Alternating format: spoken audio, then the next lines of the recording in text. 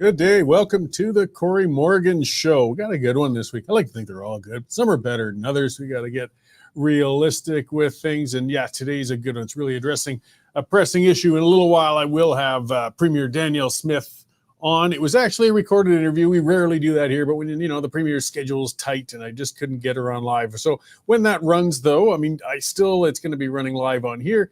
Use the comment area. Send your comments, ideas, questions on there, and I can address them after the interview. Interact with each other. I like seeing that comment scroll being used. It reminds me that we are live. Just keep things civil. Good to see you there, Rusty and Paradoxy, and others. Feel free to check in.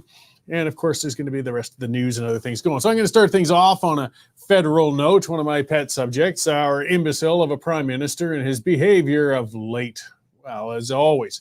So, the Trudeau government, though, they've been on the ropes for over a year. Polls have been abysmal, and it appears nothing's going to turn them around. So changing the leader of their party, it could improve their fortunes. It worked for the Democratic Party south of the border, but Trudeau appears to be stubbornly unwilling to step aside no matter how unpopular he becomes. Now, the clock's ticking for the Liberals. They got to be getting stressed.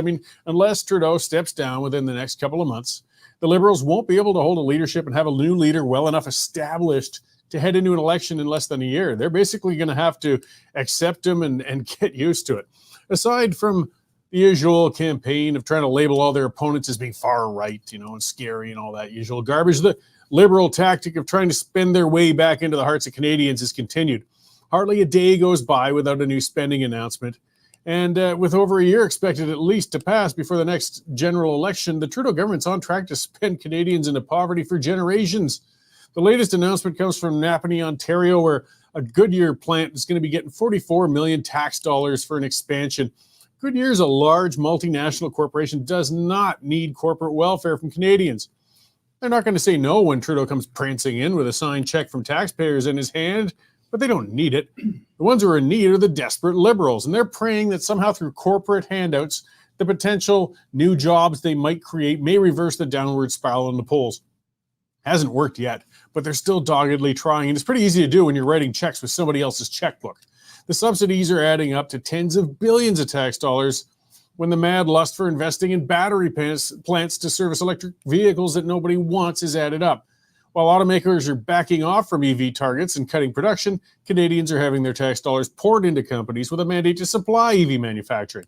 In other words, a really stupid business decision and a recipe for financial disaster. Then there's the public service. With a decade in power, the Liberal government's managed to bloat the already grossly large civil service by 40%. Services haven't gotten any better, though. We just have more people underserving us than ever before at a higher cost than we ever possibly could have imagined. Many of them went on strike last year, and more have since been threatening labor action over having to come to the office more than 2 days a week. Job growth in the private sector in Canada remains stagnant. So that means we've got a smaller pool of people having to work more to pay a larger number of people to work less. Private sector workers are becoming tired, and as much as Trudeau is trying to change that private to public ratio to win an election, there won't be enough civil servants hired to turn around an election, but they sure will break us. Trudeau's partnership with Singh's NDP is costing a fortune too. Come on, nationalized dental services, daycare services, lunchroom services, pharmacare services, they're adding up to more billions of dollars that we can ill afford. Clearly, though, the Trudeau government still somehow fears that Singh might pull the pin on their government, if he ever found his knackers and some courage. Singh's as happy as he's ever going to be. And if he tries to talk tough now and then, but he's not going to go into an election. He doesn't want to go there any more than Trudeau does. But the Liberals are still tossing billions into NDP initiatives to be on the safe side. Trudeau's government used to at least to pretend they had a plan to reach a balanced budget one day, but they've tossed out those pretenses of fiscal responsibility and just now plan to increase the national debt indefinitely. Trudeau has realized that budgets don't balance themselves finally, but the problem is he doesn't care. Government spending just keeps rising with the debt. It's anticipated that the program spending is going to increase by another 18% by 28-29. If trends continue as they have. That estimate's going to keep growing as the announcements keep coming. The cost for servicing the debt's nearing $50 billion a year. Think about that. $50 billion a year in interest payments. It's flushing money down the toilet, and it's as much as the federal government spends on healthcare.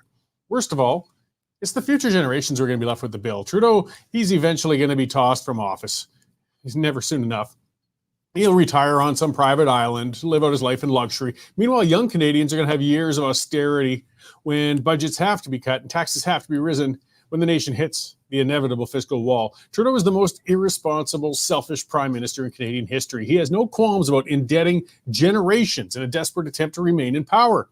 Some people think that Trudeau should remain in power until the next election because his terrible leadership provides an advantage to the Conservative Party. And this might be true, but the price to keep that fool in power any longer than we have to is much too high. Trudeau is clearly never going to discover the concepts of personal accountability or empathy for struggling Canadians, but perhaps some Liberal caucus members will. They have to pressure that clown to resign as strongly as possible and as soon as possible. We just can't afford to keep him there any longer. All right, well, that's kind of got me going. It's just, I can't, opening the news and finding more spending. We just can't keep doing it, guys. Well, we'll see. All right, let's see what the hell else is going on out there. We got our news editor, Dave Naylor, in studio with us today. Hey, Dave, what's topping the scroll today? Hey, it's nice to see you in a tie again. Yeah. You probably forgot you were wearing that, didn't you? It's just a temporary measure going on right now. There you go. Forget these things trouble. Hey, nice get having the Premier on. That's always good, eh? Yeah, I get it. Well, Premier Smith's been getting a lot of flack over the immigration issue. She wanted to clarify a bunch of stuff. So yeah, I'm interested in hearing what she has to say. Leading off today, Cory, with a really disturbing story out of Calgary, where a dead kitten was found with its head sort of caved in and zip tied to a fence post in the community of Kingsland. So that's prompted a big Calgary Humane Society investigation. And it turns out that since May, the end of May 30th, they found 6 kittens in and around that Kingsland Sandy Beach area that have been abused and had their paws tied together and covered in tar and stuff like that. So there is one really sicko individual out there. We've got our columnist, Jaime Rubenstein, expert on Indigenous affairs, talking about the trend now to fake your Indigenous identity to get funding, federal funding for your business or whatever it may be, and that's a good read. Big hailstorm is continuing to wreak havoc on WestJet. You should see some of the pictures of the wings of the plane just dented, and they've had to cancel 600 flights since the storm last week. And if you phone the passenger hotline, you're told 3 days until an agent can get back there. So that's upsetting a lot of people. And interestingly, during their little strike last month in July, they ranked dead last in North American Airlines for arriving on time. So I don't see their August stats picking up anytime soon. As you know, Cory, Winnipeg, the Canadian capital of Slurpee consumption. They love their Slurpees in Winnipeg, and they may have to go a bit further to get it. Now, the corporation has announced they're closing 10 7-Elevens because of crime, and they're just in crime-ridden neighborhoods, and it's just not worth their while to stay open anymore. It's like shades of San Francisco and stuff like that. Algerian boxer Khalif, that was the boxer in the ladies competition with male chromosomes. She is suing everybody and their dog for defamation during the Olympics, including Elon Musk and Donald Trump and Arthur J.K. Rowling. So French officials are investigating, and we'll have to see what happens there. And the Liberals have resorted to their old tactic of blame Stephen Harper. This time it's for letting those 2 ISIS terrorists into the country and letting them go live in Toronto, where they're planning to kill as many people as they can. All Stephen Harper's fault. Shame on Mr. Harper. Coming up this afternoon, right now, when NASA's holding a press conference on those poor stranded astronauts who went up for a weekend and now maybe stuck there till next year. So our own space geek, Sean Polzer, will be filing a story on that.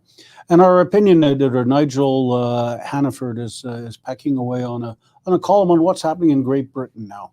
Had some bad rioting, and now people who are saying things on Facebook are being thrown in jail for more than a year.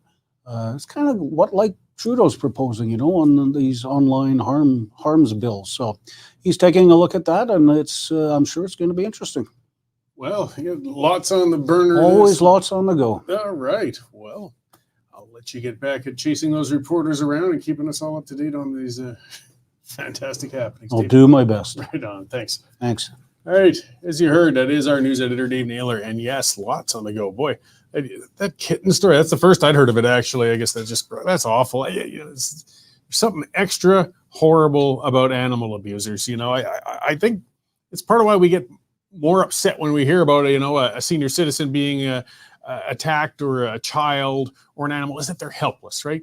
It's one thing if a grown person's assaulting another, it's still never good. Violence is never good. But kittens, good Lord, and these are the things that we really need to take seriously. I mean, with some of the most horrible killers and sadistic individuals we get out there in the world that we run across, almost always they have a history of violence towards animals. They start there. So let's catch this person in Calgary and any other animal abusers as soon as possible and just get this dealt with. What a horrible, horrible thing to think of. So this is the time I'd like to remind you too, as you can see here, Dave's busy, Nigel's busy, Sean, Jen, Jonathan, boy, so many names. We got a Saskatchewan reporter, BC reporter. The reason we've got all that going on, guys, is because you've been subscribing. So this is when I nag you to pay the bills a little. $10 a month, $100 for a year, just like a newspaper subscription. You can get past that paywall, get straight through to these stories, these editorials, the rest of this stuff, and it helps support us so we can keep reporting. We're independent. We're not like that wretched CBC and the CTV and the rest who keep getting their bailouts and tax dollars. We do not accept tax dollars. Well, I guess they are kind of offering it to us if we wanted to try. We're not willing. We're independent. So if you've subscribed already, thank you very much. We really do appreciate it. If you haven't yet, come on, get on there, guys. Subscribe. Keep this rolling. Keep independent media functional. There's a dark side to that. It's interesting, the little trivia things you find out. So yeah, Winnipeg is the Slurpee capital of Canada. I didn't know that, you wouldn't think that. So, okay, it was popular for Slurpees. And now 11 7-Elevens are being shut down within Winnipeg because of the high crime. Something that's making a lot of news lately has been the list of the highest crime cities in the country. And people sometimes aren't thinking, they're wondering, why isn't it the great big cities? It's smaller cities. And you look at who's topping it, and it's like Kamloops, and it's Chilliwack, and it's Red Deer, Alberta, it's Lethbridge, it's North Battleford, it's these smaller cities, Saskatoon, Regina, and Winnipeg. This is, we were talking about immigration, we're talking about challenges and things that happen. This has nothing to do with immigration, actually. It is a social thing, though, and it's a demographic thing. That's one of the things we really do need to discuss. It's a sensitive area, very sensitive, but it shows how it's not a coincidence, excuse me, that every one of the cities that top the crime lists of violent crimes are also the cities that top the percentage of having Indigenous populations. And see, this is where it gets delicate, because you don't want to label every Indigenous person as a criminal. Of course not. I mean, the vast majority of them are not, but they're very, very socially troubled, economically troubled. I mean, part of it is they're coming from reserves, they're settling in cities, and they're having a very difficult time adapting to city life. But we can't dodge and hide from that pattern. We can't ignore the reality that this is among the many measures. They got shorter life expectancies, bigger health problems, lower graduation rates. We have to accept that the system is failing. It's failing everybody, but it's failing the Indigenous people the most. This two parallel systems, this race-based policy we have.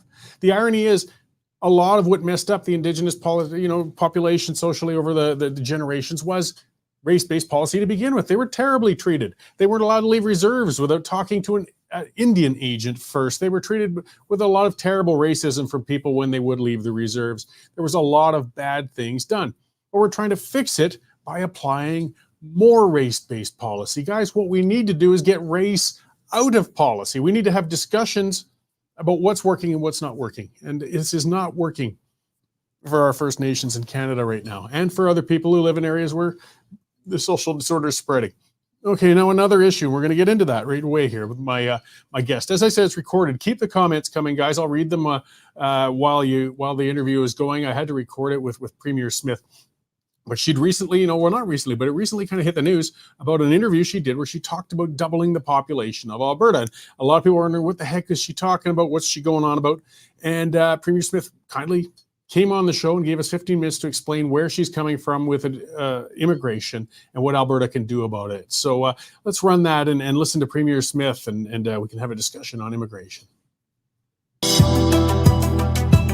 Well, thank you very much for joining us today, Premier Smith, on an issue that's really, a sensitive one and a big one with a lot of people, and that's immigration. Every level of government is dealing with it. Every citizen's dealing with it.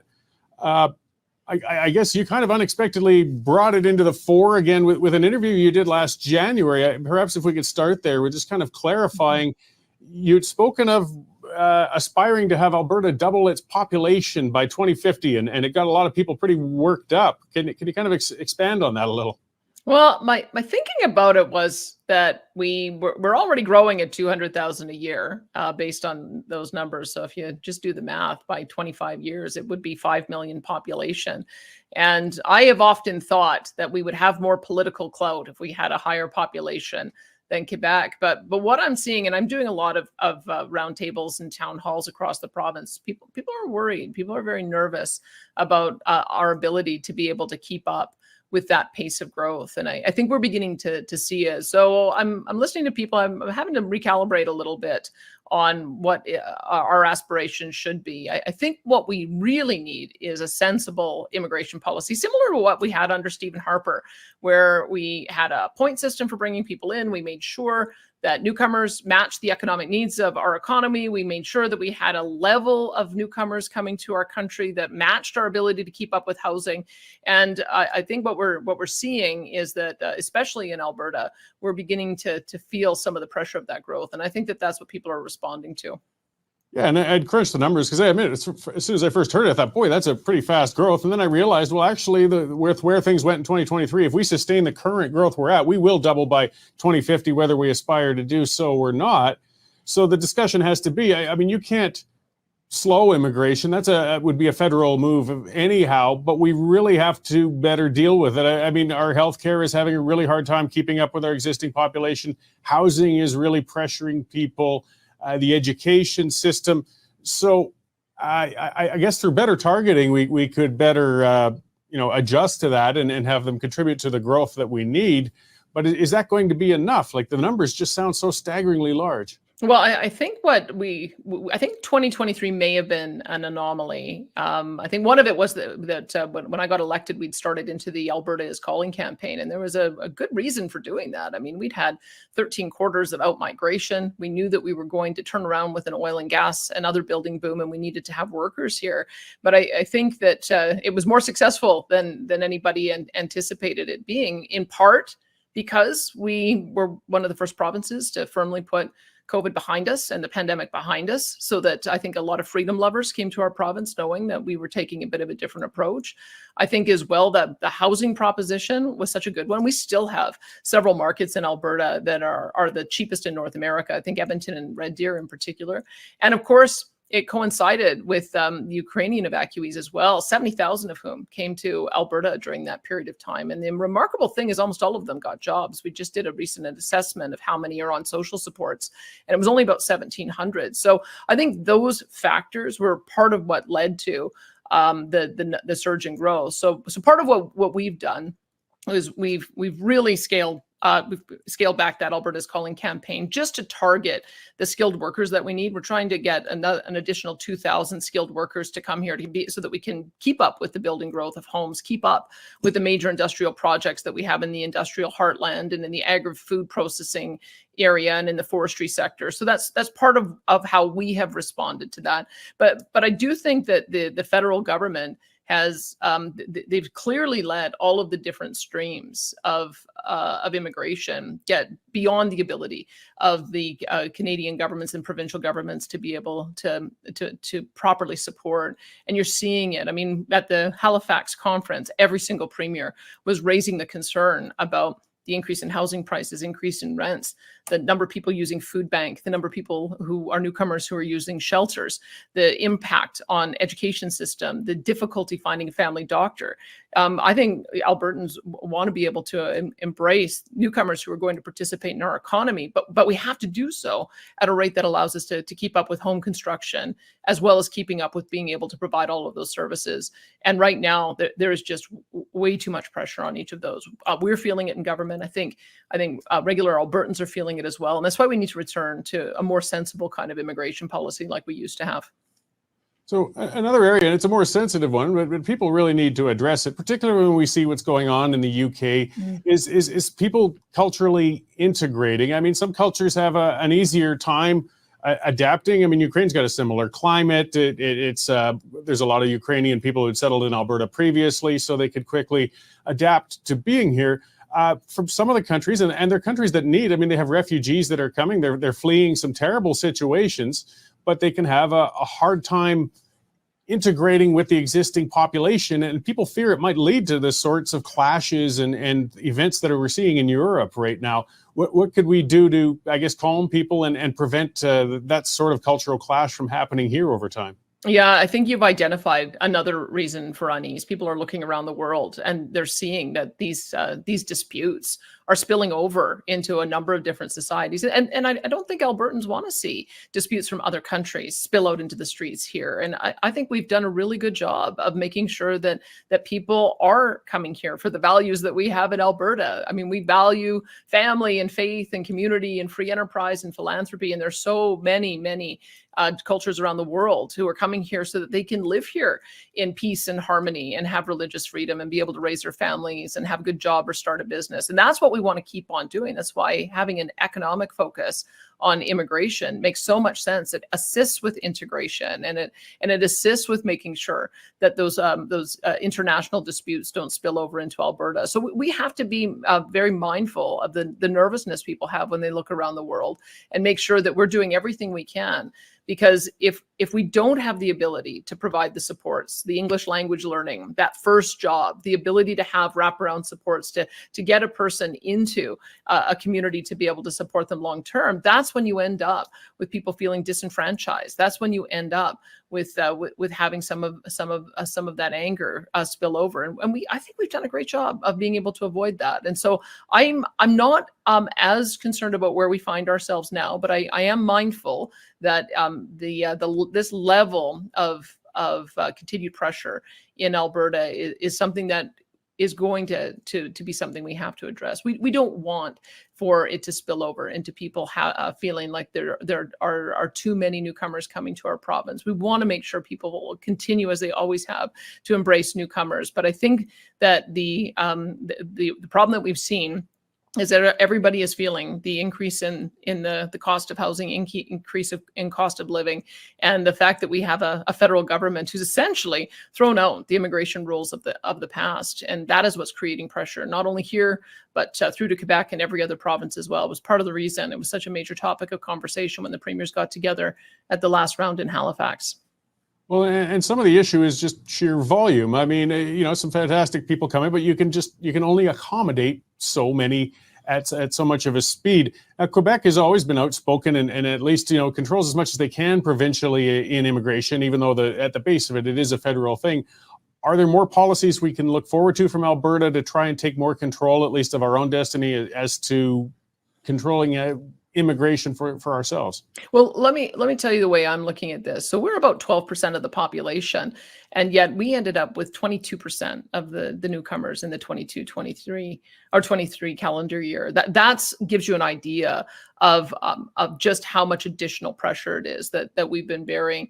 The other thing I would say is that our home builders have been amazing because they've seen the extra pressure. So they've massively wrapped up their construction. And now we're building 56% more houses this year than we did last year, which would allow for us to build about 40,000 homes this year, which they tell me can accommodate about 100,000 people. So that is going flat out. So I hope that that gives you some idea of what I've seen our housing capability is, as well as what I'm seeing in the social services area. We know that we're seeing an increased pressure in shelter, on food banks, and we want to make sure that that doesn't continue. So part of the approach that I've always taken is that I've watched what Quebec has done. Quebec has the ability to choose about 55% of the newcomers that come to Quebec because they're choosing on the basis of language. I just saw recently that Quebec wants to take over their entire immigration choices. And whereas in Alberta, we only get the ability to choose about 9,500 of the newcomers through our provincial nominee program. It seems to me that having more ability for us to use that program so that we can attach workers to the jobs that are available and make sure that we have the supports of the communities around them, that would make a lot of sense. So I have been advocating for that we should be able to, much more like Quebec, have greater ability to have the selection over those who do come to Alberta, so that we can make sure that they're going to be a good fit, and also be able to seamlessly integrate and be able to have the jobs and the social supports to support them. And I'll continue advocating for that. But the general issue is that we simply as a country cannot bring in 1.2 million people. That is, I believe, through all the different streams, the family stream, the refugee stream, the student stream, the temporary foreign worker stream, and the regular immigration stream that came in 2023. And I think we've just seen, whether it's in Alberta or Quebec or elsewhere, that there just isn't the ability for the provinces to keep up, and there just isn't the ability for the housing market to keep up. Back in Mulroney's day, I think Mulroney had 250,000 newcomers. That was his immigration target. It advanced more under Harper. I don't quite know what the numbers are, but going back to something that is based on what is our ability to be able to effectively build houses and support newcomers, that's got to be the number. It can't just be an open borders policy without limit. It's just creating way too much pressure on every province's social programs, and it's also putting a lot of pressure on people being able to aspire to ultimately have a home one day, or ultimately be able to have an affordable rental suite. Those things are all connected, and we have to make sure that we're taking care of Albertans. Yeah, and then, so before I let you go, I mean, there's some reactionary people who say we shouldn't have any immigration. That's unreasonable. Immigration is a net benefit to us. We do well with immigration, and it's important. But as you said, that the 1.2 million a year is unsustainable as well. Do you have a sort of number you think that maybe unified premiers could be asking the federal government to just tap the brakes on and bring us to that's sustainable? Well, I guess, is there like a 1% kind of target? If you look at, we have 40 million people in Canada right now. If it was 1%, that would be about 400,000. When I look at whether or not our share would be able to accommodate that, I think we probably could. If you look at our historical growth before we ended up with a major downturn in our economy that lasted for so many years. So maybe that's the right number. I mean, there's probably smarter people than me who can figure that out. But I can just tell you from what I have now observed about trying to provide the services to accommodate folks who came here through 2023. I think we had the ability to do some of that more effectively because we had so many years of decline, and we had some housing projects that had started up, and so we were able to I think do a pretty good job of being able to match that growth pressure. But now I'm looking at the fact that we've got 22,500 additional students that came into school that we weren't anticipating, and it takes 3 or 4 years to build a school. We probably need to build 30 or more schools a year for the next number of years in order to be able to keep up with that growth. That's the kind of practical reality that I'm talking about. Is that if we're going to be welcoming newcomers, we've got to have a place for them to live and a place for their kids to go to school, and we've got to make sure everybody has a family doctor. So I think that there is a very pragmatic and practical approach that we can take that allows us to continue to keep up with growth, continue to welcome newcomers without creating the kind of tensions that are beginning to emerge because people are beginning to feel disenfranchised. Great. Well, I appreciate you coming on to clarify that for us today. Is there anything else you'd like to add before I let you go? No, thanks so much for the conversation, Cory. I know that you guys do a lot of work on covering these and other issues. I mean, the other thing I might say is one of the things, I was just on a northern tour, and it's very interesting to see the difference between North and South, because North keeps telling me we need more people, but one of the things that they're doing up North is they're trying to grow their own skilled labor. They're offering more trades programs to kids. They're having larger families, and we are also a party that supports families. We're doing what we can to be able to make it easier for families to be able to have kids, for moms and dads to both be able to go back to work, so that they don't have to choose between having kids and working. That's part of the reason why we have the daycare program that we do. And we're going to do both. I mean, I think that that's one of the things that has made Alberta so strong, is that we always have had a much younger population here. And so we've got a higher workforce participation rate. We've got higher wages on average, and that allows for all of us to pay lower taxes. So I kind of like that as part of our model as well. Great. Well, thank you very much for coming on today, and I hope we get to talk again sometime soon. You bet. Thanks, Cory.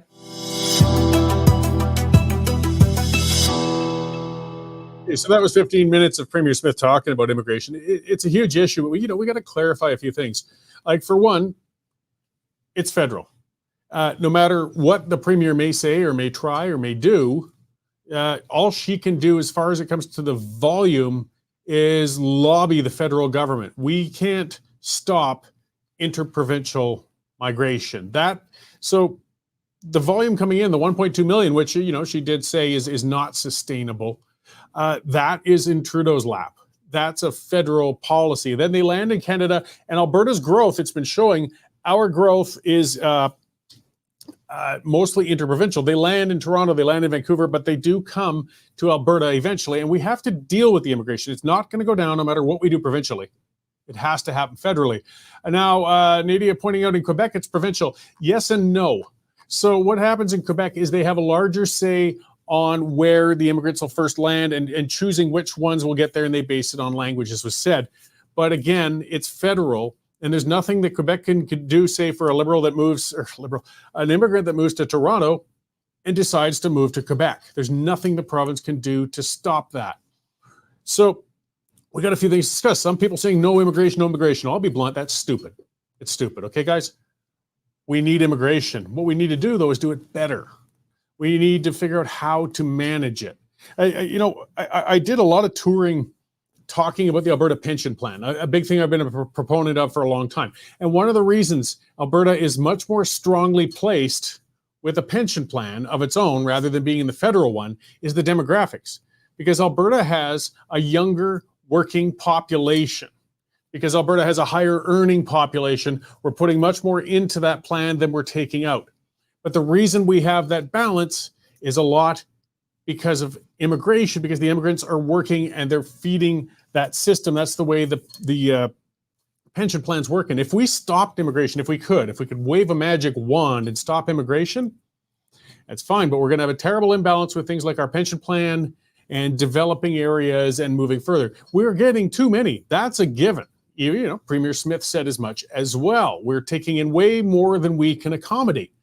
But the solutions aren't as simple as some people might think. And we have to think harder on this. We can't, as Albertans, do much. Well, hey, I wrote a book on what I think Albertans should do about dealing with Ottawa in the long game, with the Sovereigntist Handbook. But in the immediate term, there's only so much a premier can do to adapt to these things. She did say, interestingly, and that was back in January, that she was looking at doubling Alberta's population by 2050. The funny thing is, as I looked into it, she wouldn't have to do anything. She'd just have to leave it alone, because at the rate that it's increasing, that is what would happen by 2050. We do need to scale that back. We need to lessen it. But there's other points, like foreign students. Paradoxy brought that up, said no more foreign students. Fair enough. But again, you see, people forget how that's integrated. Foreign students going to post-secondary schools pay a massive premium. They pay far, far more for tuition and all the rest than Canadian citizens who are attending the post-secondary, the colleges and universities do. They subsidize the education for the other Canadians because they pay so much extra. So if we did end all of the foreign students, I think, again, I agree, we're taking in too many. But if we ended it all, okay, but the tuition costs for the remaining Canadians are going to go up. That's just the way it's going to go.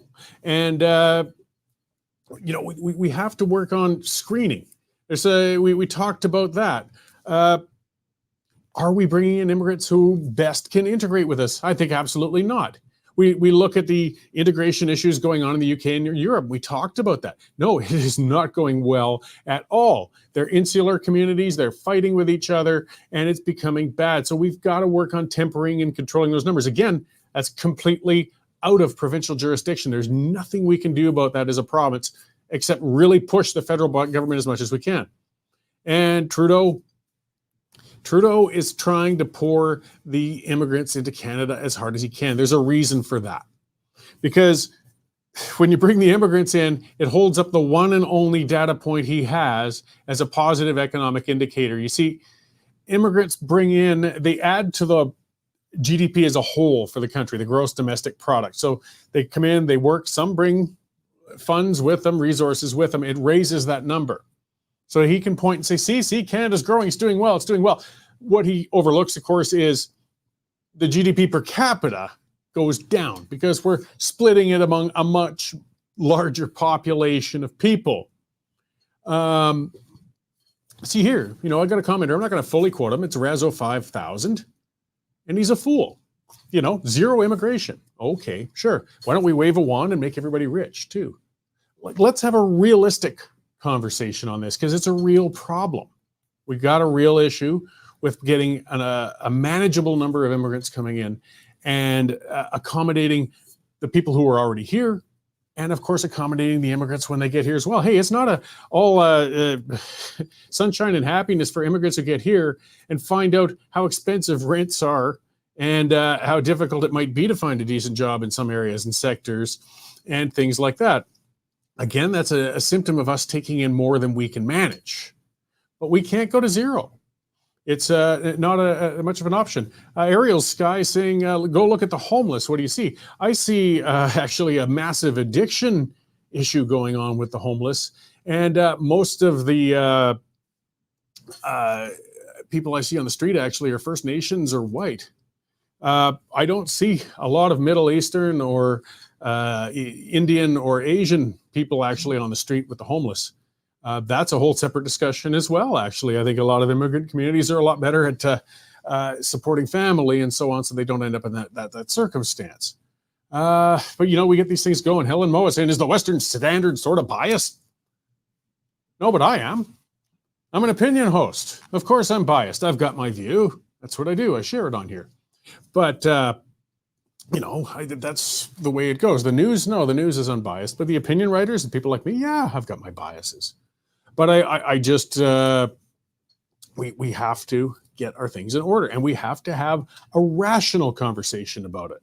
Some people are getting really upset with Smith. Oh, I'm going to go to the AGM. I'm going to vote against her. I'm going to vote against her. Okay, it's fine. Just remember that Ninchi is in the background and waiting for the UCP to rip itself apart. And if you think things are bad with Smith, just imagine Ninchi as a premier. John Smith, wow, what a boomer windbag. I love some of these commenters here. I'm glad you were honest enough to put a fake name, as John Smith to put it in to begin with. Yeah, for now, I'm no spring chicken, but I'm actually Gen X. I'm not a boomer, but I am a windbag, and that's what I'm about. I'm not here to tell you what you want to hear. I'm telling you what you need to hear. And that is that we need realistic immigration policies, but we can't realistically get rid of all immigrants or stop it. L says, Smith is finished. We got options. Oh, okay. Name them. I mean, I've spent years in politics in Alberta, a lot of them very involved in the party executives on, a political organization managing campaigns. And I tell you what, we love ripping ourselves apart politically, don't we? Infighting, going at it, ripping out our leaders. And how well did that work when we got Premier Notley for 4 years? What does somebody see? Yes, I think people should go to the AGM of the party that's in power. I think they should speak their minds. They communicate it to the party. The UCP isn't perfect by a long shot. But Smith's only been in for, less than a couple of years. Do you really think tearing her out is going to help at this point? And where are the alternatives? What's out there? What do you see? One of the other fringe parties out there, the Alberta Advantage Party, I think they got a couple hundred votes the last time around. One of the 4 or 5 independence parties we got running around these days, I don't know. But, again, we need to be realistic about some of these things and talk about it. I mean, hey, we have a premier who came, whether people don't trust her or agree with her, but she came and gave 15 minutes to explain what her stance was and where these things are. Yeah, I'm just reading some of these comments. Man, some of you guys are crackpots, but that's fine. That's fine. I'm not fully sane myself. Tommy Gunn, how about closing the door on immigration? Well, how about getting realistic? Let's get on with things, guys. Let's talk seriously about it. Not all this reactionary crap. You're not going to get anywhere. And, we've got work to do, but we need to be smart about it.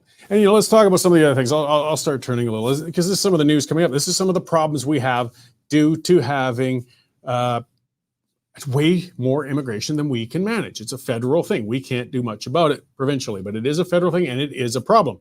And here's something that Trudeau talked about, using federal property for more housing, and it's military property and things such as that.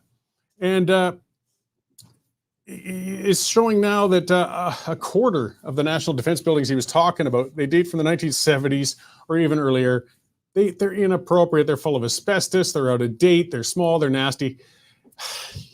Trudeau and his foolishness, it just never stops. The bottom line is we have more demand than we have supply. And again, that comes to having way too many people coming in, and we can't accommodate them fast enough. We can't build the houses fast enough. As Premier Smith said, we would need to build 30 new schools a year in Alberta just to keep up with the schools for the children, for the ones coming in.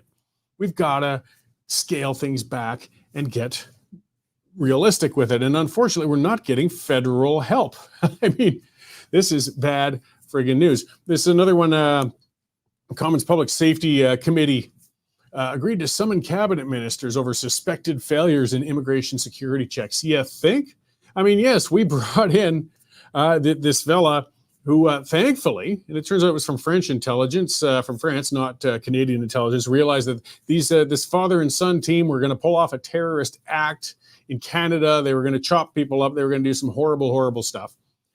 And it turns out that the father had been on video with ISIS dissecting a man hanging from ropes before. How is it our immigration can't catch even the most horrific of psychopaths coming from other areas? I mean, we're talking some people who slipped through if they had no record, no history, no things going on. Okay, that happens, but this was brutal. And as Dave said in the story as well, when he was in talking, giving the updates, the Liberals are trying to blame Harper somehow. 10 years ago, Harper was in, guys, but they're trying to blame Harper for this guy and this mess. But then we got to look at where we're putting our money with some of this other idiocy. This is another interesting one that popped up. People familiar with a crazy left-wing tax-funded groups, the Anti-Hate Network. These are one of the things that drives me nuts at Quell's discussion. Because if they cloak themselves in a name like Anti-Hate Network, well, we must be doing something good, right? Not necessarily. It's just like Antifa says, well, we oppose fascism. So if you don't like us, does that mean you like fascism? No, actually, it doesn't. It just means I think you're a nutcase. And I don't like fascism. In fact, I don't have to like either of you.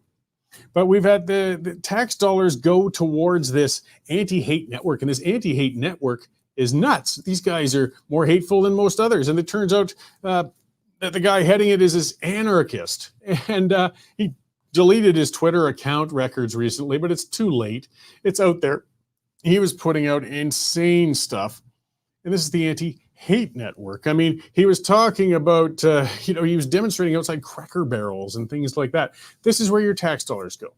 This is the other end of the coin. This is, going from kooks who think that we can stop immigration altogether to kooks like this guy who, with the Anti-Hate Network, that just doesn't quite get it. And then let's get into human rights. The head of the Human Rights Commission, that hit recently, Burju Datani, who was appointed to the head of the Human Rights, Canadian Human Rights Commission. It's hard to keep up with all these things, all your tax dollars and all this stupidity. And all they had to do was Google and have a look. And hey, this crackpot basically said terrorism is a valid, good way to make change. This guy was literally pro-terrorist, and he gets appointed as the head of the Human Rights Commission. It's no wonder we're having problems with, people are having problems with integration and so on, when these are the people fostering division. They're getting us fighting with each other even more. And they're supporting insane things.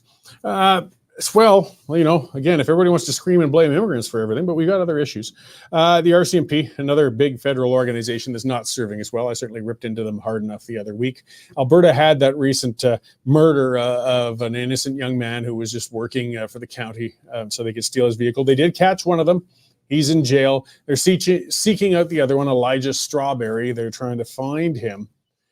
But the RCMP still isn't sharing much information with us. This is where it gets maddening. This is one of our systems falling apart, where they don't realize they serve us, not the other way around. They should be giving us pretty much all the information they can because that's their job, and it's sharing it with us. This is, again, how we keep ourselves safe, how we know what's going on out there. And it's like pulling teeth with these guys. Getting back to things we can do provincially, we can do a provincial police force. We should. We can do a provincial pension plan. I talked about that earlier, but we need that demographic to make it a good advantage. And hey, I hate to say it, guys, but we needed immigration for that. It's funny. I had a bunch of people all worked up because I put a picture out a while back of a woman with, like, I don't know what it was, 12 kids lined up next to her and everything else. And I said something about her not using her reproductive organs as a Pez dispenser or something like that. People got, you're anti-white breeding. You want to see the white wipe out. These white families annoy you and they get on. Holy cow, you hypersensitive wimps. You hypersensitive wimps. You know what? I'm not worried about the white race being wiped out. If you're that worried, get better in bed because you're not keeping up. Stoop better. You're not, the average family is only producing 1.3 kids or something nowadays. It's not enough. So unless we want the population to go down, we need to bring people in. And if you really think it's up to everybody to reproduce naturally more, that's fine. Well, you get started and you get on it. But in the meantime, if you look at an economics book, we need to bring folks in. Either way, I'm glad we could have a rational, calm discussion. I see, well over 1,000 and some people viewing this live as we're talking. And of course, I see the crackpots like Etienne saying, hey, this guy's another racist who hates the European race. No, I hate morons like you. But I appreciate you tuning in and be sure to visit our advertisers. All right, that's all I got today, guys. It was fun. I'll be back next week with a bunch more. Be sure to tune in to the pipeline tonight, and we will be talking about a bunch more. And hey, I'm sorry you white guys are scared. I'm not, and I'm white. I got over it. Talk to you next week, guys.